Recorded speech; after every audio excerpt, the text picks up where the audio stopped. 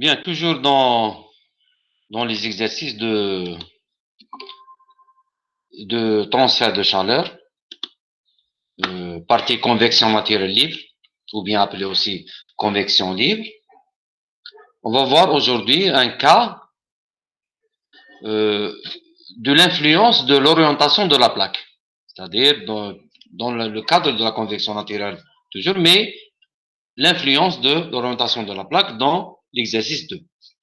Donc, soit cette plaque plane qui est là, en rouge, chaude, c'est une surface carrée, 0,6 x 0,6, longueur 0,6, largeur 0,6, qui est placée dans une chambre dont la température de l'air environnant, c'est T l'infini égale 30 degrés C.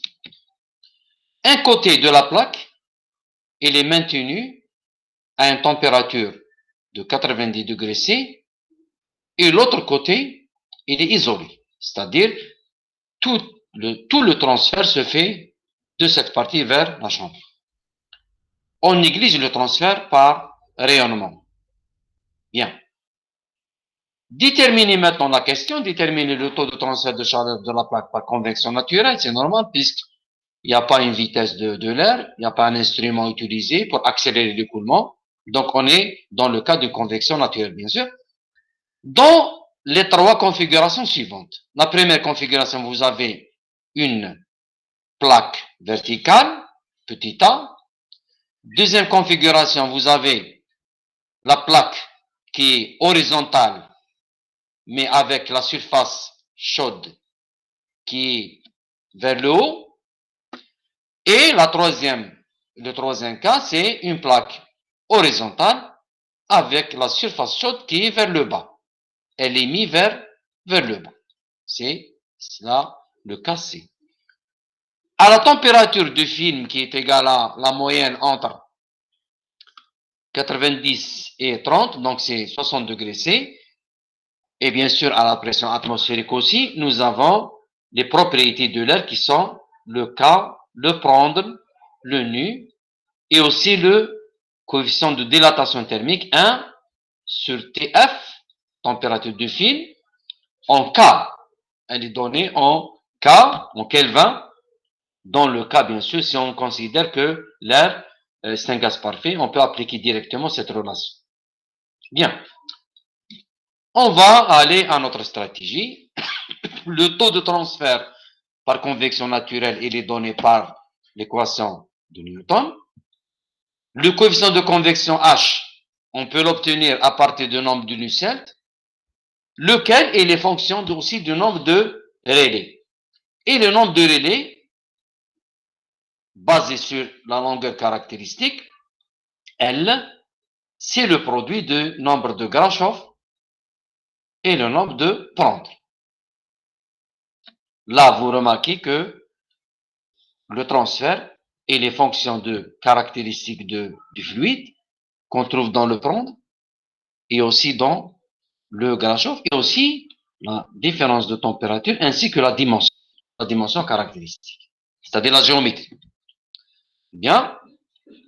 L, c'est la longueur caractéristique de la géométrie. Il faut faire attention justement à la position de la plaque. Il faut tenir compte de ça. Les corrélations donnant le nombre de Nusselt sont données dans la littérature pour les différents régimes. Et n'oublions pas que dans le cas de la convection naturelle, le régime turbulent, il correspond à un nombre de relais supérieur à 10 puissance 9.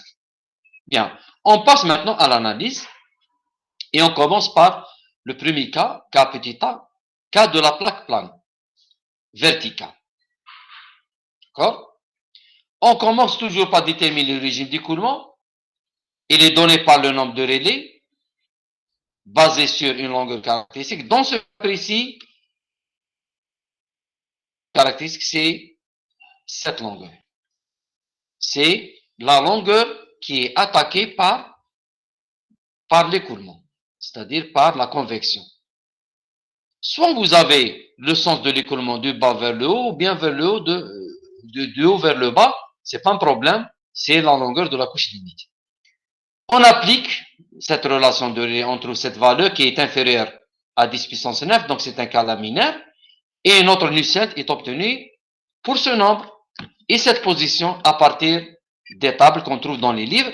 Par exemple, cette table, elle vous donne les corrélations empiriques donnant l'UNICEF autour des surfaces pour différentes configurations.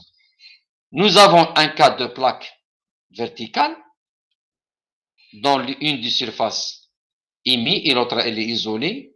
Dans ce cas, la longueur caractéristique, c'est cette hauteur, c'est la longueur grand L.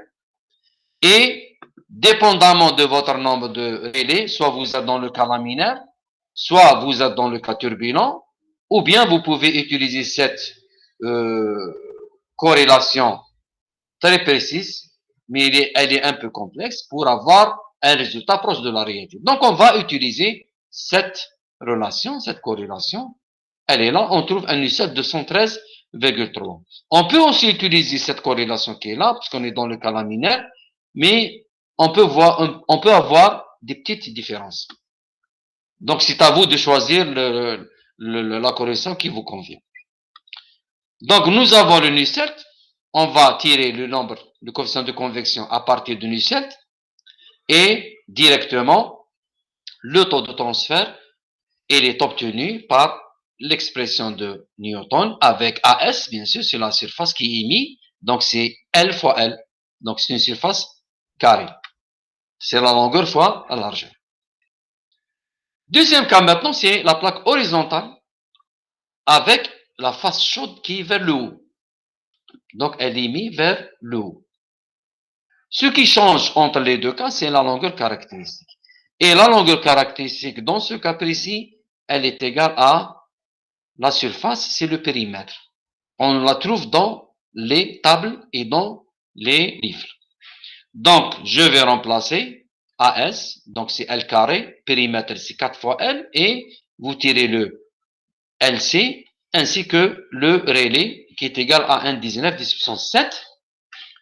Donc, c'est un cas laminaire toujours, et on utilise les tables pour déterminer la corrélation, donnant le nombre de 7 pour ce cas. Et on le trouve dans les tables, voilà notre cas. Donc, la surface chaude, elle est vers le haut. Dans ce cas, la longueur caractéristique, elle est égale à la surface sur le périmètre. On l'a calculé déjà. Donc, nous sommes dans un cas laminaire. On applique cette relation. Et vous remarquez que cette relation, elle est différente des autres relations. D'accord? Bien. Donc, j'applique 0,54 Reynolds L, puissance 1 quatrième. Et on trouve un nombre de Nusselt 3175, lequel il nous permet d'avoir le H et aussi le taux de transfert Q.